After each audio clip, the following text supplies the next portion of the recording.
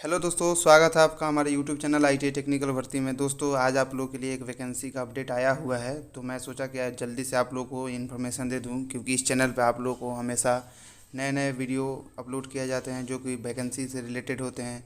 तो ज़्यादा लेट ना करते हुए मैंने सोचा कि आज आप लोगों के सामने वीडियो ला दूं, और जो भी हमारे कैंडिडेट एलिजिबल होंगे इसमें वो ज़रूर फॉर्म भरेंगे और उनको सफलता मिलेगी, ये हमारी शुभकामनाएं हैं। तो दोस्तों, इसमें आज आप लोग को हम बताने जा रहे हैं कि कहाँ वैकेंसी निकली है, किस प्रकार की वैकेंसी है और कौन से क्षेत्र से बिलोंग करता है, क्या क्वालिफिकेशन है इसमें। तो सभी डिटेल इस वीडियो के माध्यम से आपको बताया जाएगा। लेकिन आपसे निवेदन है कि एक बार चैनल को आप अगर नए हैं तो सब्सक्राइब कर ले, बेल आइकन को दबा दे, ताकि आपको नए नए अपडेट हमेशा वीडियो को मिलते रहें। और सब्सक्राइब करना ना भूलें, क्योंकि ये हमेशा इस चैनल के माध्यम से आपको हमेशा नए नए वैकेंसी रिक्रूटमेंट जो भी सरकारी वैकेंसी होगा उसका अपडेट आपको इस चैनल के माध्यम से दिया जाएगा। तो दोस्तों, जैसे कि आपको मैं बताऊं, कोल इंडिया आप सभी को पता होगा। कोल इंडिया भारत सरकार की सार्वजनिक क्षेत्र की उपक्रम है। तो इसमें बहुत सारी वैकेंसी आती है, हमेशा रहती है, चाहे वो एनसीएल नॉर्दर्न कोलफील्ड लिमिटेड हो या साउदर्न कोलफील्ड लिमिटेड हो या सेंट्रल कोलफील्ड लिमिटेड हो। तो वैकेंसी हमेशा निकलती रहती है। तो कभी कभी ऐसा होता है कि डिपार्टमेंटल भर्ती भी बहुत ज़्यादा निकलती है, कभी कभी ओपन भर्ती भी निकलती है, और कभी कभी आपको स्पेशल रिक्रूटमेंट ड्राइव होता है जो कि एससी एसटी ओबीसी के लिए होता है। तो आज का वैकेंसी जो है कुछ इसी प्रकार का है, लेकिन आप सभी को भी इसमें मौका मिलेगा। तो आप लोग देखिए कि इस वीडियो में आप उसके लिए एलिजिबल हैं या नहीं, उस कैटेगरी से आप हैं या नहीं। हाँ, ये डिपार्टमेंटल नहीं है, ये ओपन भर्ती है, भारतीय नागरिक के लिए है। अगर आपके पास ये क्वालिफिकेशन है, ये टेक्निकल क्वालिफिकेशन है, और इस प्रकार की क्वालिफिकेशन अगर आपसे मीट हो रहा है, आपके पास है, तो आप ज़रूर इसमें फॉर्म भरें। और आगे देखें कि क्या क्या पोस्ट है। पोस्ट बहुत अच्छा खासा मात्रा में है। और ये सेंट्रल कोलफील्ड जो है भारत सरकार की मिनी रत्ना कंपनी है। और ये आपको मैं बता दूं कि ये झारखंड में स्थित है, रांची में इसका आपका रजिस्टर्ड ऑफिस है। तो दोस्तों, इसमें आपको मैं बता दूं कि जो भी पोस्ट है उसके लिए कुछ क्वालिफ़िकेशन और कुछ शर्त हैं, तो उसके बारे में मैं पढ़ूंगा, बताऊंगा। और अगर आप इस पोस्ट में अगर आप एलिजिबल हैं, अभी सभी शर्तों को पूरा कर रहे हैं, तो आप ज़रूर फॉर्म भरें। इसमें आपको सफलता मिल सकती है, लेकिन इसकी क्वालिफ़िकेशन एलिजिबिलिटी क्राइटेरिया मस्ट आपको पूरा पूरा करना है। तो आप चलिए, मैं वीडियो शुरू करता हूं, और ऊपर जो लिखा है सबसे पहले उसके बारे में बता दूं। दोस्तों, इसमें लिखा हुआ है कि रोजगार सूचना एम्प्लॉयमेंट नोटिस, इसमें special recruitment drive for SC ST and OBC, मतलब ये SC ST and OBC candidate के लिए स्पेशल रिक्रूटमेंट है। तो जो भी हमारे कैंडिडेट एससी एसटी ओबीसी के होंगे उनके लिए एक बेस्ट मौका है। लेकिन आप इस एडवर्टाइजमेंट को अगर जनरल कैटेगरी से हैं तो देखें, क्योंकि कुछ शर्तें ऐसा है जो आपको जो रेगुलर वैकेंसी आएगी तो उसके लिए आपके इसमें जो क्वालिफ़िकेशन डिटेल है और जो भी इसमें अर्हताएँ हैं और इसका सिलेबस है वो आप देख लें, ताकि आप पहले से प्रिपेयर रहेंगे कि हाँ, हमें किस तरह की क्वालिफ़िकेशन कोल इंडिया में भर्ती में शामिल होने के लिए चाहिए। तो चैनल को सब्सक्राइब करते हुए वीडियो को देखिए आगे। तो दोस्तों, इसमें लिखा हुआ है, एक और चीज़ देख लीजिए। पहले ही बता दिया गया है कि सेंट्रल कोलफील्ड लिमिटेड देश के ऊर्जा एवं क्षेत्र का एक मिनी रत्न कंपनी है, जिसमें निम्नलिखित रिक्तियों को भरने के लिए भारत के नागरिकों से आवेदन आमंत्रित की जा रही है।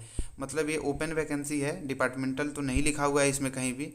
लेकिन अगर फिर भी ऐसा रहता तो डिपार्टमेंटल रहता तो मैं वीडियो नहीं बनाता, क्योंकि इस चैनल पे हमें ओपन वैकेंसी का ही वीडियो डालना है, कि इसमें हम जो भी साथी जो अभी बेरोजगार हैं, चाहे रोजगार की तलाश में हैं, उनके लिए फ़ायदा हो।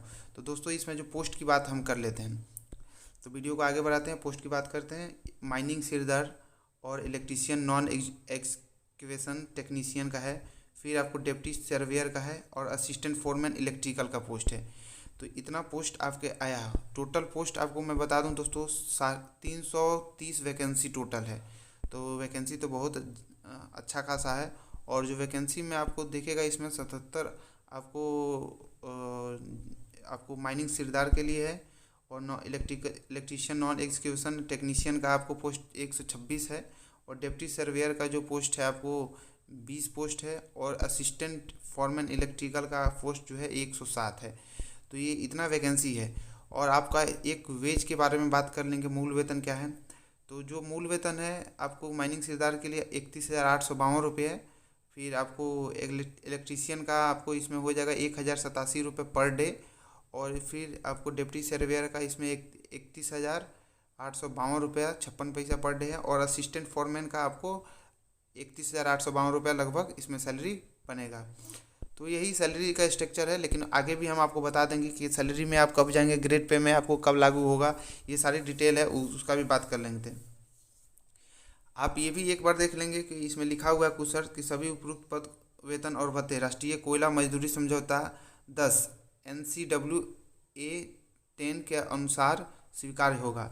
उपयुक्त पदों के लिए वार्षिक मूल वृद्धि मतलब वेतन इंक्रीमेंट आपको होगा 3%। अन्य भत्ते, वार्षिक अवकाश, आकस्मिक अवकाश, चिकित्सा अवकाश, SDA, VDA, उत्पादन भविष्य निधि एवं पेंशन कंपनी के नियमों के अनुसार भुगतान किए जाएंगे तथा चिकित्सा भत्ता स्वयं एवं आश्रित परिवार के सदस्यों के लिए वाहन प्रतिपूर्ति मतलब ट्रेवलिंग अलाउंस, आवास किराया वाद, मतलब आपको हर इसमें फैसिलिटी मिल रहा है। तो मैं ये भी बता दिया हूँ कि क्या इसमें फैसिलिटी है, लेकिन आप आगे अब बात करते हैं हम लोग कि इसकी क्वालिफ़िकेशन क्या है, क्योंकि कुछ इसके प्रीमियम क्वालिफ़िकेशन के साथ इसमें आया हुआ वैकेंसी। अगर आप इससे मीट कर रहे हैं तो आप फॉर्म भरें, जैसा कि इस एडवर्टाइजमेंट में लिखा है वही चीज़ मैं आपको बताऊंगा। कोई भी चीज़ एक्स्ट्रा इसमें नहीं है, जो इसमें होगा मैं उसको ब्रीफ में आपको बता दूंगा ताकि कोई दिक्कत ना हो। देखिए दोस्तों, चयनित अभ्यर्थी CCL के किसी भी क्षेत्र इकाई परियोजना में नियुक्त किया है, मतलब जो भी CCL का जो क्षेत्र है, चाहे वो झरिया हो, रांची हो, सभी में आपको पोस्टिंग मिल सकता है। तो डिपार्टमेंट के ऊपर है कि आपकी पोस्टिंग कहाँ हो रही। आगे भी लिखा जा रहा है उपयुक्त पदों की संख्या बढ़ाने घटाने का अधिकार प्रबंधन को ही तो सभी कंपनियों के पास रहता है।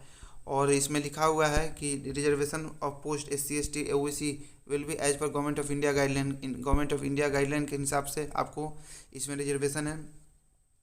तो एक थोड़ा इसमें जो आपको नियम और शर्त है इसमें बता दिया गया है कि general candidate, OBC candidate who belong to creamy layer and physical handicapped candidate are requested not to apply for this, मतलब जो भी जनरल कैंडिडेट होगा तो अप्लाई इस पोस्ट नहीं करेगा, क्योंकि ये स्पेशल रिक्रूटमेंट है।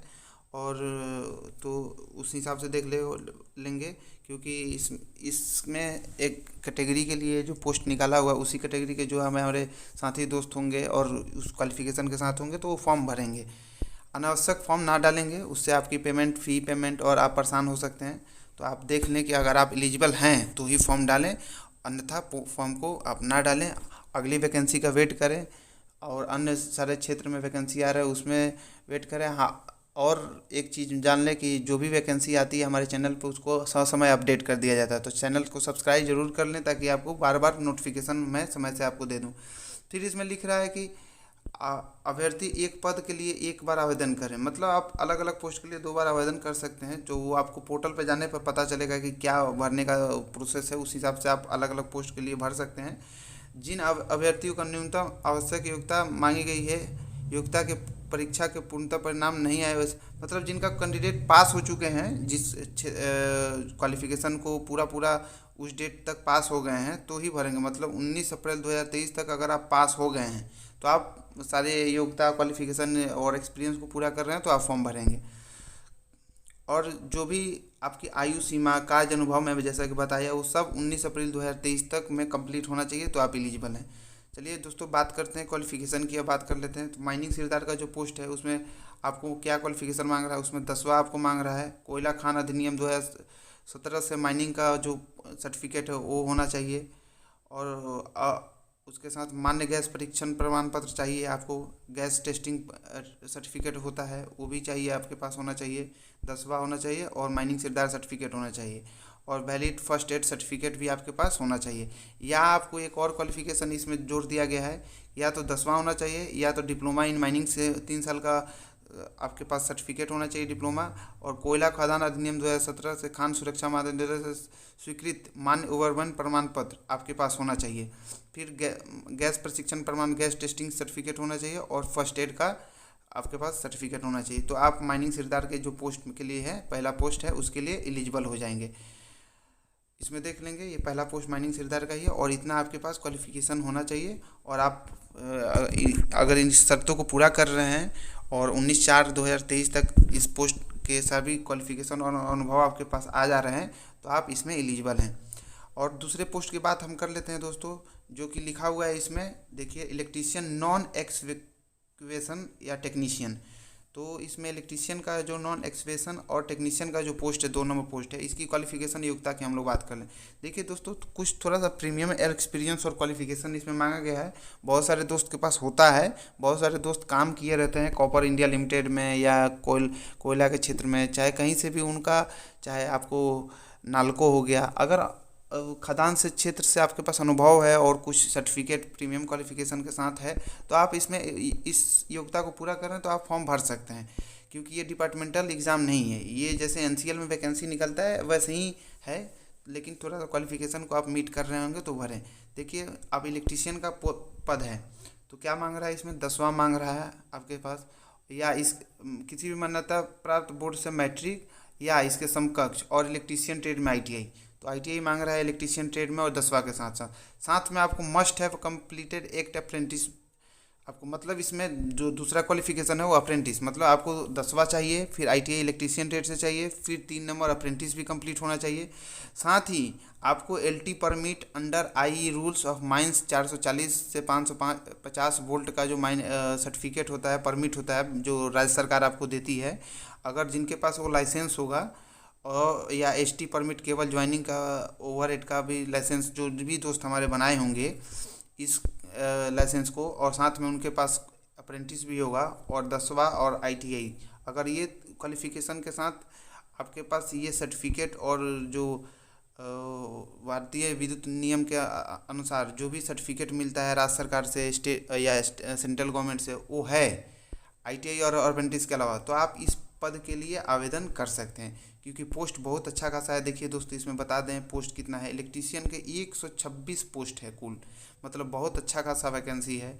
और आप इसके लिए अगर एलिजिबल हैं तो समझिए कि इसमें नौकरी आपका हो जाएगा, अगर आप ट्रेड से पढ़ते हैं, ट्रेड का नॉलेज रखते हैं तो। क्योंकि इसमें सिर्फ एक सिंगल एग्ज़ाम है, इसमें कोई स्किल टेस्ट और ट्रेड टेस्ट नहीं है। तो इस चीज़ का आप ध्यान रखते हुए फॉर्म भरें। और अगर आपके पास सभी अर्हता को आप पूरा कर रहे हैं तो ज़रूर फॉर्म भरें, क्योंकि ये एक बहुत अच्छा मौका है उनके लिए जो जिनके पास ये सारी क्वालिफिकेशन उपलब्ध है। साथ ही दोस्तों आगे बात कर लेते हैं डिप्टी सर्वेयर की जो पोस्ट है। इसमें बोल रहा है कि किसी भी मान्यता प्राप्त से मैट्रिक होना चाहिए, उसके समकक्ष या कोयला के साथ, उसके साथ 10वां के साथ कोयला खान में कार्य करने के लिए खान सुरक्षा महानिदेशालय द्वारा प्राप्त खान सर्वेक्षण प्रमाण पत्र चाहिए। मतलब जो भी माइनिंग सर्वेइंग का सर्टिफिकेट होता है, आपको जो भी डीजीएमएस के द्वारा मान्यता प्राप्त होना चाहिए इसमें। और ये क्वालिफिकेशन से अगर आपके पास मीट कर रहे हैं, आपके पास है ये क्वालिफिकेशन, तो डिप्टी सर्वेयर के पोस्ट के लिए आप फॉर्म भर सकते हैं।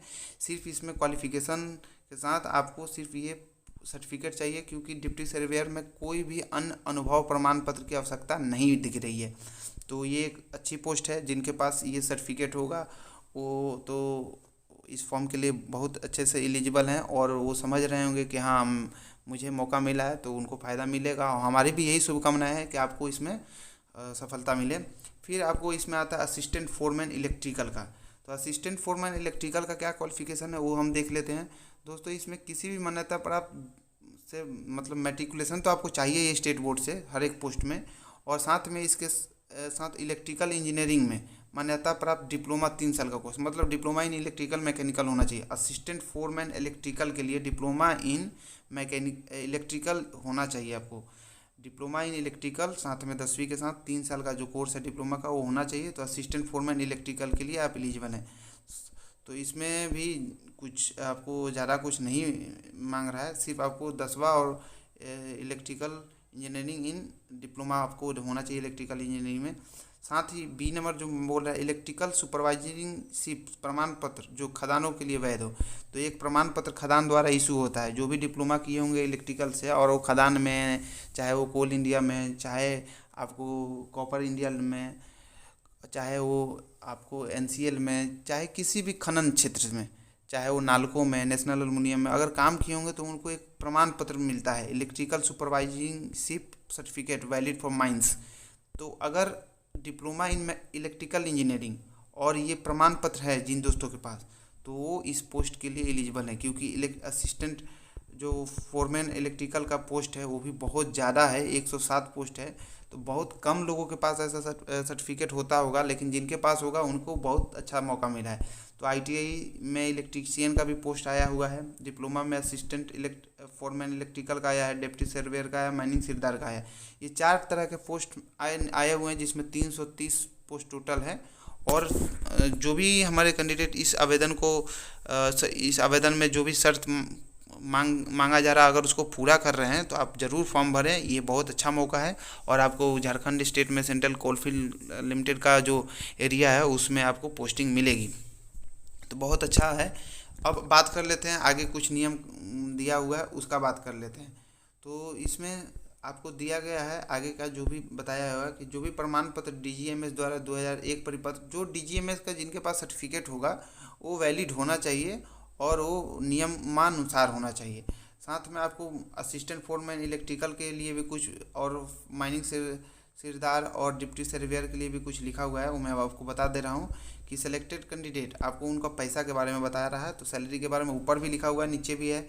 तो वही चीज़ है, जो भी ये तीनों पोस्ट के लिए, deputy surveyor, assistant foreman electrical के लिए, माइनिंग सिरदार का जो पोस्ट है उसमें 31,852 रुपये 56 पैसा आपको मिलेगा ट्रेनिंग पीरियड में। आफ्टर ट्रेनिंग, 1 साल का ट्रेनिंग पीरियड कंप्लीट होने के बाद आपको वेतनमान पे आपके स्केल पे आपको नियुक्त कर दिया जाएगा। और प्रोबेशन कंप्लीट हो जाएगा तो आपको उस ग्रेड पे में जो भी स्केल होगा कोल इंडिया का, उसमें आपको एडजस्ट कर दिया जाएगा। तो 1 साल का प्रोबेशन पीरियड मानिए, ये लिखा हुआ है, 1 साल का ट्रेनिंग है, उसमें आपको ये पैसा दिया जाएगा। साथ में इलेक्ट्रीशियन और टेक्नीशियन का जो पद है उसमें भी यही लिखा हुआ है कि 1 साल का जो भी अमाउंट होगा 1,034 रुपये पर डे के हिसाब से, मतलब 32-33 हज़ार रुपये आपको मिलेगा 1 साल तक। और ये 1 साल के बाद आपको जो भी ट्रेनिंग कंप्लीट होने के बाद आपको उस ग्रेड पे में एडजस्ट कर दिया जाए। लगभग 35 हज़ार के आसपास में ग्रेड पे में आपको बेसिक सैलरी के साथ उसमें एडजस्टमेंट होता है। तो ये जो कोल इंडिया एज पर कोल इंडिया का जो स्केल होगा उसमें आपको जो टेक्नीशियन इलेक्ट्रीशियन ग्रेड 3 का जो कैटेगरी 3 का जो पोस्ट है उसमें आपको उस सैलरी स्ट्रक्चर पर रख देते हैं, बशर्ते 1 साल तक आपको ये जो सैलरी है ट्रेनिंग के लिए वो दिया जाएगा। तो ये एक बहुत अच्छा सैलरी है। और जो भी हमारे दोस्त पहले से काम कर रहे हैं उनको भी बहुत अच्छा सैलरी पैकेज उसमें मिल रहा है। ऐसा नहीं है, क्योंकि कोल इंडिया पब्लिक सेक्टर अंडरटेकिंग है और वहाँ पे जो सैलरी है, अन्य भत्ता बहुत ज़्यादा है।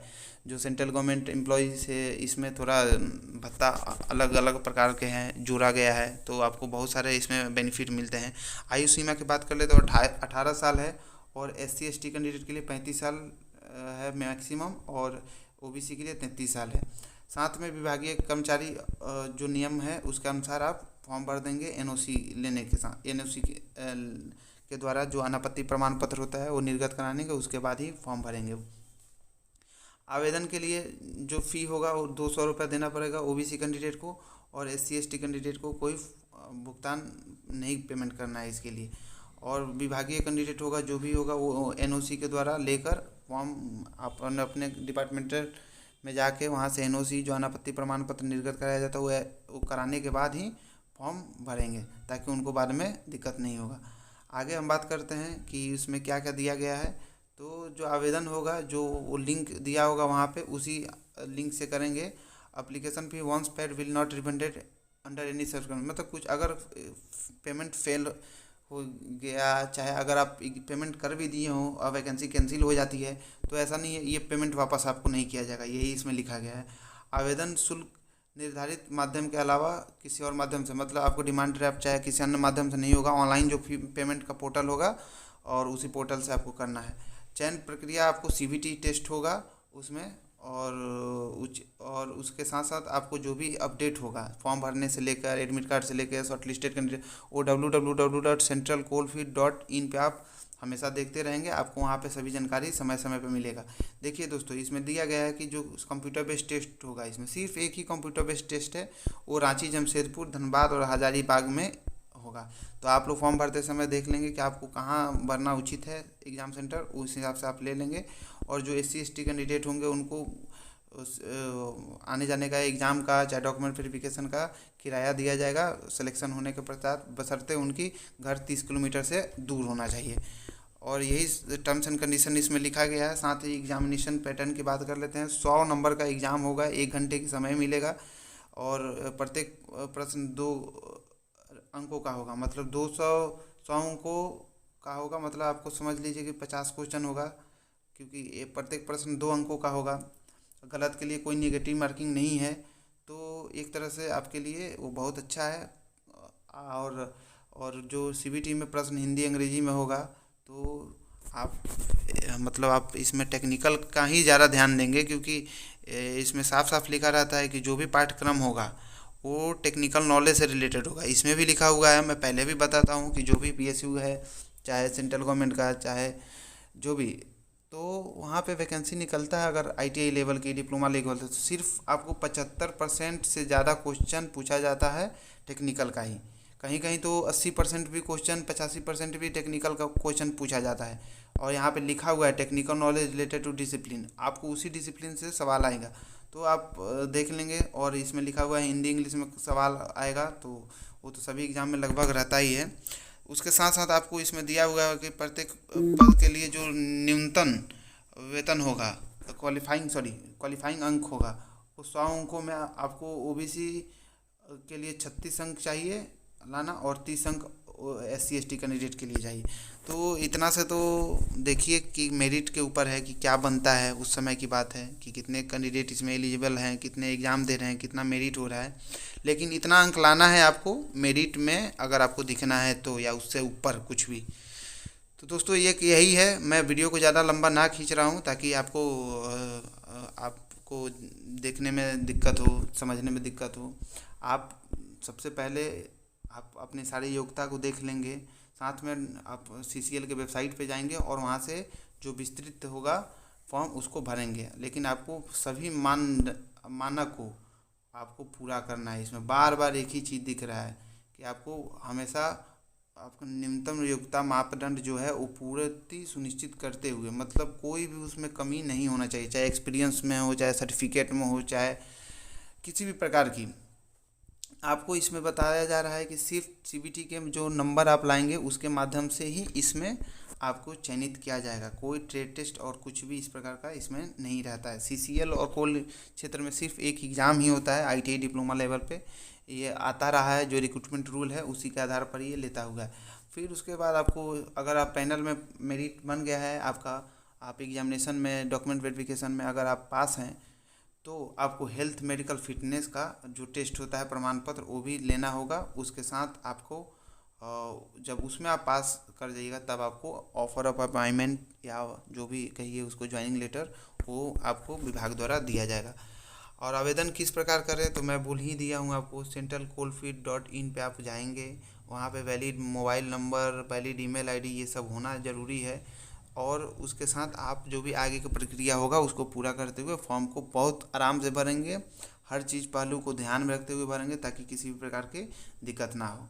और यहाँ पे आपको देखिए एक चीज़ बताया जा रहा है कि जो भी शैक्षणिक प्रमाण पत्र होगा, ये सब जो भी है, तो उस सब को PDF फॉर्मेट में होना चाहिए, अच्छा से होना चाहिए, निर्गत प्रमाण पत्र होना चाहिए। तो ये एक अच्छा तरीका से आप देख लेंगे कि क्या साइज़ मांग रहा है, किस प्रकार का साइज़ मांग रहा है, वो उस हिसाब से आप रखेंगे इसमें, और तभी फॉर्म भरेंगे। और उसके साथ साथ बोल रहा है कि online application without required enclosure will be rejected for the, मतलब जो भी इंक्लोज होगा वो उसको PDF फॉर्म में आप ज़रूर रखेंगे, वरना रिजेक्ट हो जाएगा। और जो हस्ताक्षर होगा केवल काले या नीले अंक से हस्ताक्षर का स्कैन होना चाहिए। इस सब चीज़ों का एकदम ध्यान रखना चाहिए, छोटी छोटी चीज़ है दोस्तों, इसके लिए आपका चयन में रुकावट आ सकता है, तो ये फॉर्म रिजेक्शन हो सकता है। इसलिए उस सब चीज़ों का ध्यान रखिए। मैं पहले भी बता चुका हूँ कि पेमेंट हाइपर लिंक जो होगा अवेलेबल वेबसाइट पर, उसी के माध्यम से आप पेमेंट कीजिएगा। तो और ऑनलाइन मोड में आवेदन होगा, उसके अलावा किसी भी प्रकार का आवेदन इसमें नहीं दिया जाएगा।